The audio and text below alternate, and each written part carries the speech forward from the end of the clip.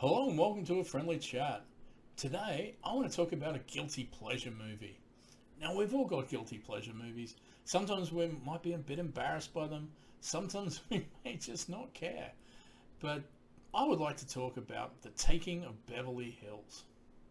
And now the news. Don't touch that dial. It's late at night in Beverly Hills.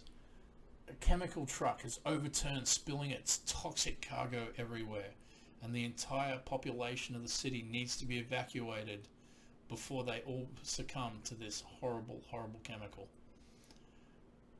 But it's a ploy. The police and EPA are secretly criminals that are going to strip the city of all its wealth. And the only person that can stop them is the one man that has been left behind, Boomer Hayes, quarterback for the LA football team. And he will use all of his skills to stay alive and to stop these criminals. This is The Taking of Beverly Hills.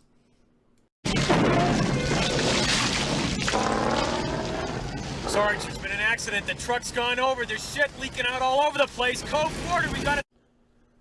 What I really love about this movie is it's just fun. It's one of those movies that you can just put on and sit down and watch and enjoy.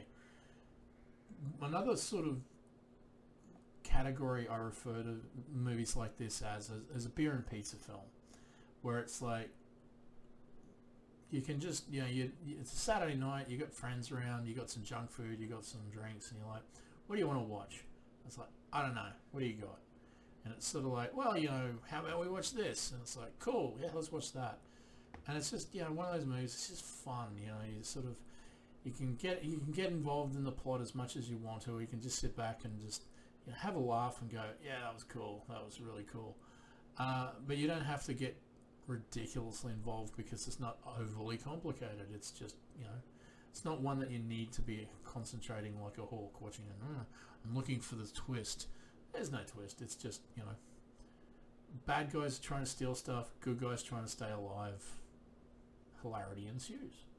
And that's what's really fun about it too. It's just, it doesn't step outside the lines. It basically, this is what it is, enjoy. And I like movies like that because you don't need everything to be gritty and realistic 100% of the time. Sometimes you just, as I said, you want a bit of whimsy in your life. You want something that's just fun and silly. And it can get fun and silly, but as I said, it's just entertaining. And honestly, at the end of the day, that's my bare minimum. I want to be entertained. I want to basically sit back and watch something and go, I enjoyed that. That was good. And and Taking of Beverly Hills knocks it out of the park for that for me. Am I gonna get through? It's here again!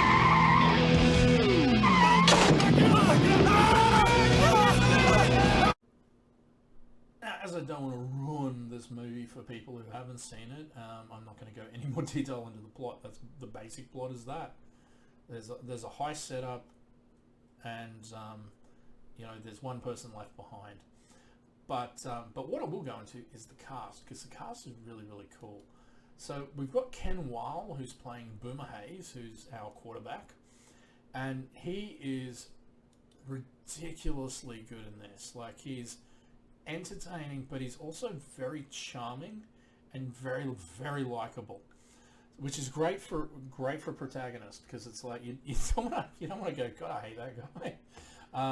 And the cool thing about Ken Weil's portrayal of Boomer Hayes is the fact that he is not your cliche jock. Like, he's fit and he's good at what he does, and you believe that, on the football field he is the star, but he does play the role with confidence, but he has a certain level of vulnerability to him where you sort of go, oh, okay, he is a little bit more well-rounded, and I really like that about him because it humanizes him a little bit. Otherwise, and he's not like invulnerable and pushed through everything like a superhero. Another thing that's cool about him is he's sort of at the end of his career, and he is physically starting to, there's wear and tear on his body. So he has bad ankles, and the owner of the team, who is our villain of the piece, likes to remind him of that. Like his contract is nearly up, and his career is nearly up. So you've got a hero who, as I said, has a bit of vulnerability to him, isn't 100% at his fitness level, but isn't going to give up either. And that's the really cool thing about it. And it gets to a point when just as it's kicking off, he actually uses some cortisone injections into his ankles, going, yeah, I'm not taking this lying down. So yeah, Ken Wilde is really good. He's got really great rapport with the other cast members, especially with Matt Frewer, who plays Ed Kelvin, who's actually a legitimate cop who gets involved in.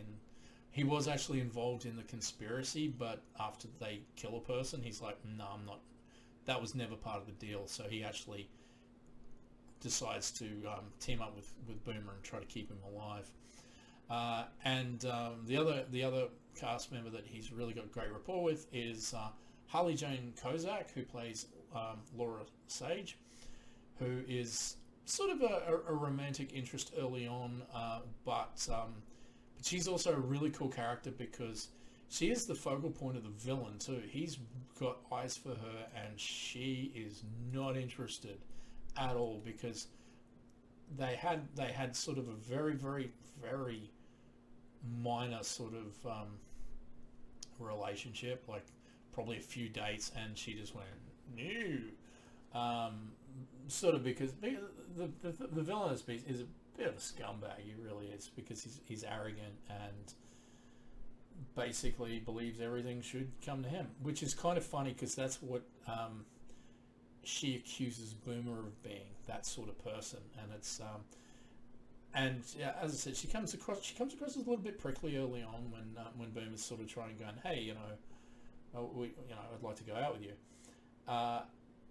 But when you think about like what she's gone through with other people, you go, all right, she's a beautiful woman, she's successful, she's rich.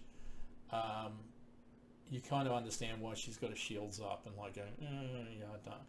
You're just a, you're just a big boy in a, and you need to grow up. But the best thing about Boomer is, yeah, as I said, he's a lot smarter than people give him credit for as well. So and quite magnanimous too. So he does interest her early on, which is kind of cool. It's and it's not like one of those sort of things. Let's just you're going to be the girlfriend.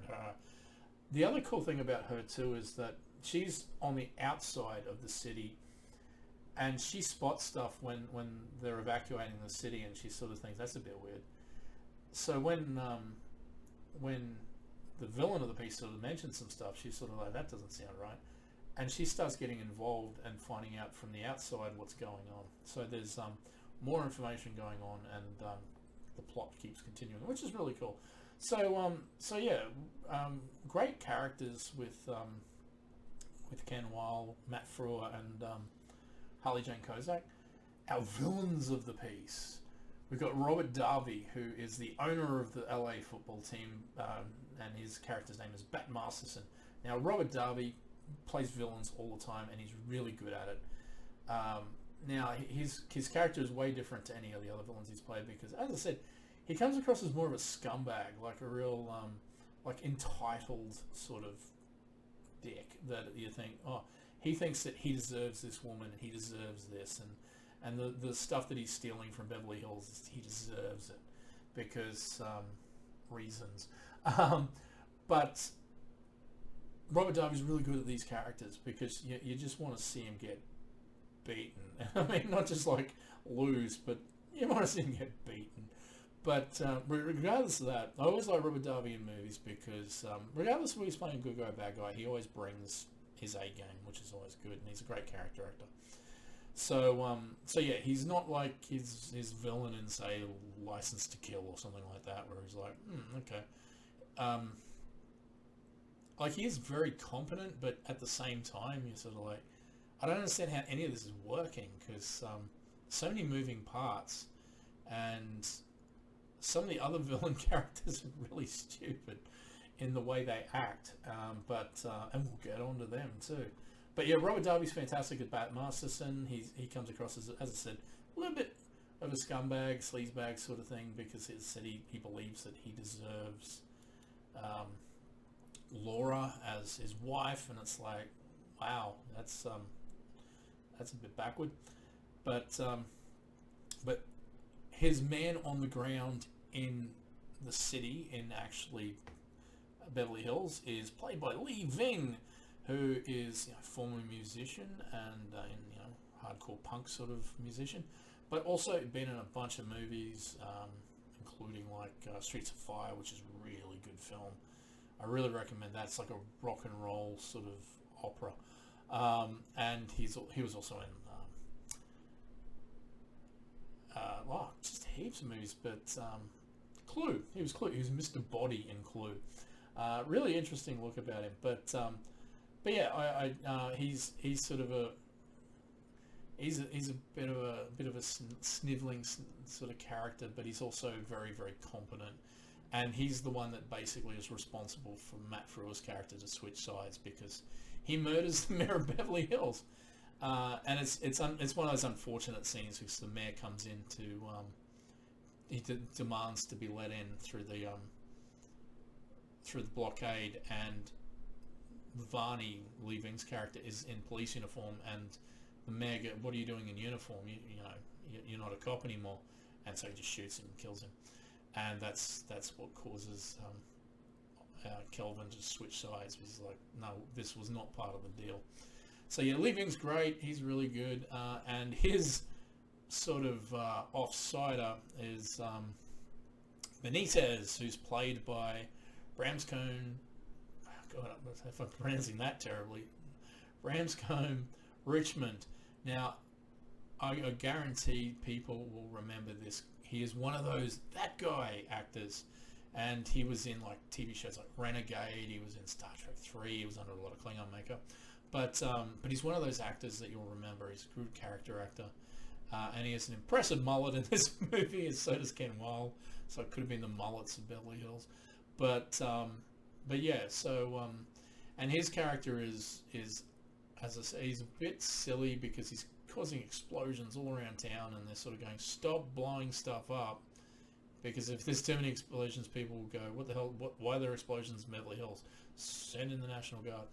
So yeah, it's so he's sort of going crazy driving this tank around, blowing stuff up, and he's quoting all of this stuff, which makes him sound like he's like this pseudo-intellectual type, but it is that sort of like, do you know what you're talking about? Does anybody know what you're talking about? So yeah, so we got sort of three hero characters, three villain characters, and yeah, really, really fun sort of as they sort of play off each other.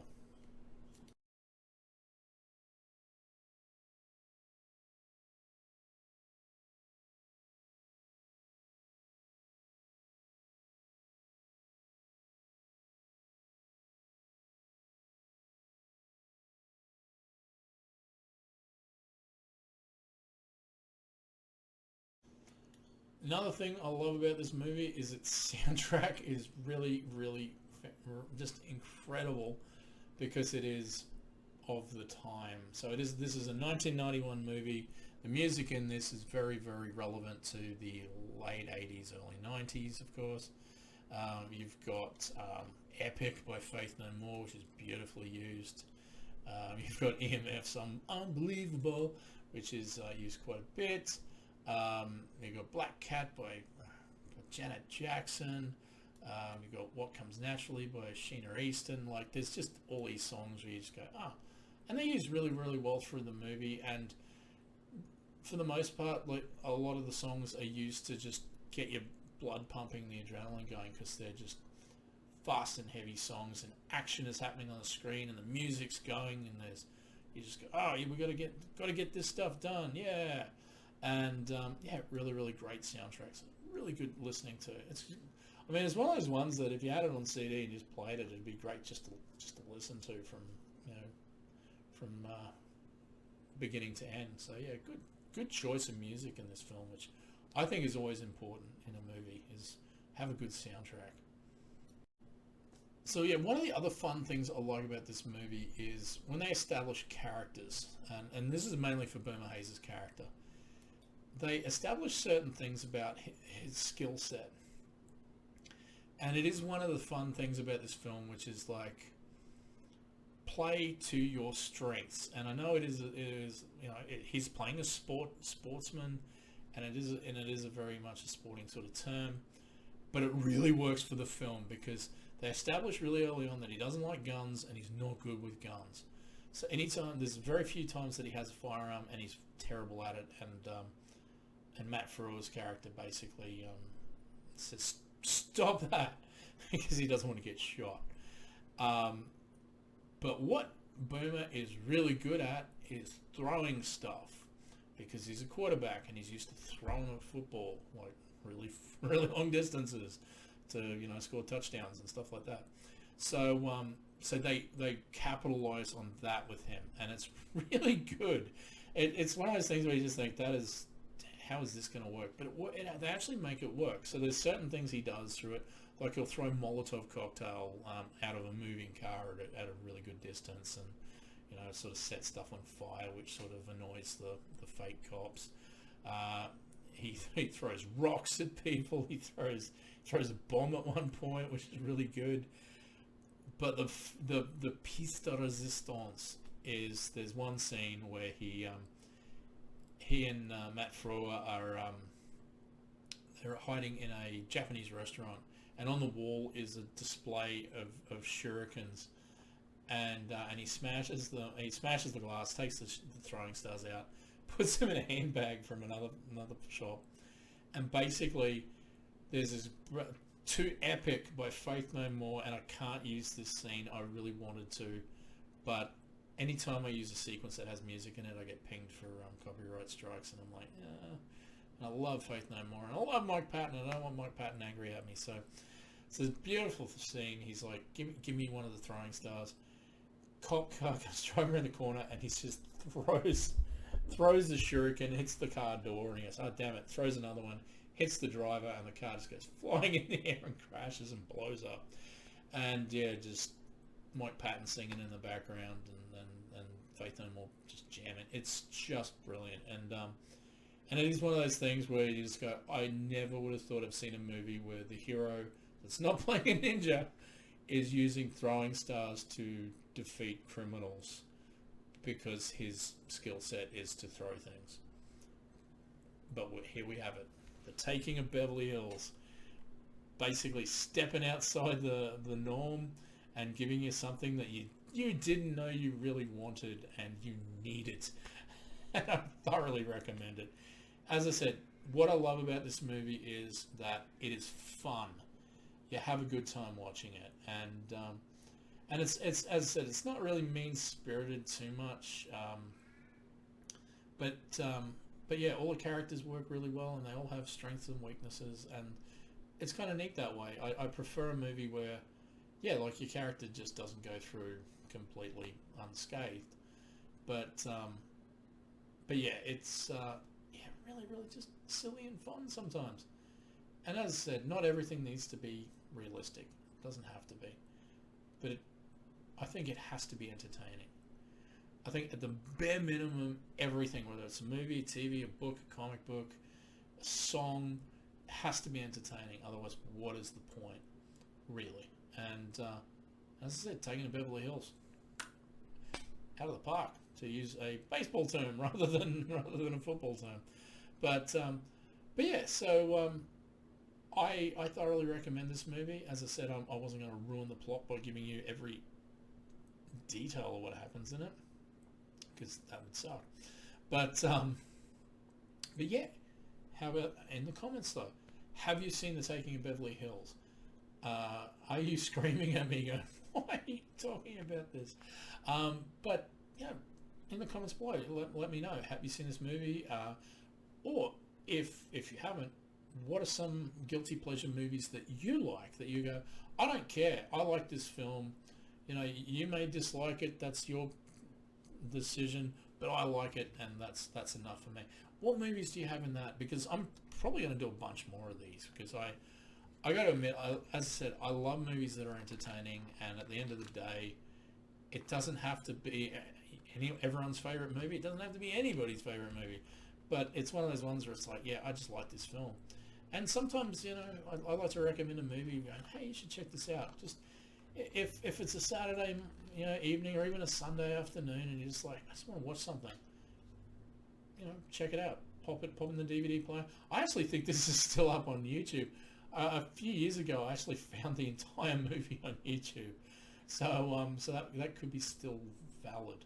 But yeah, it's but yeah, definitely in the comments below, guilty pleasure movies that you like that you do not care that other people don't. It's like, it's your personal opinion, and that's all that matters at the end of the day. So yeah, but definitely share, because I'd be interested too, because if it's something I haven't seen, I'd like to check it out and see, all right, I'll see what it is, what it's like. But yeah, that being said, I am going to leave you to continue your day or evening or afternoon or morning, whenever it is in the world and time frame that you're watching this. And I think I'm going to go and watch The Taking of Beverly Hills, because I really like this film. And yes, I bought it on Blu-ray. That shows how much I like it. So yeah. So remember, keep on watching, keep on listening, keep on reading, keep on gaming and playing, and keep yourselves entertained, because there's lots of great stuff out there. So until next time, bye-bye. More updates. Damn the man! Save the Empire!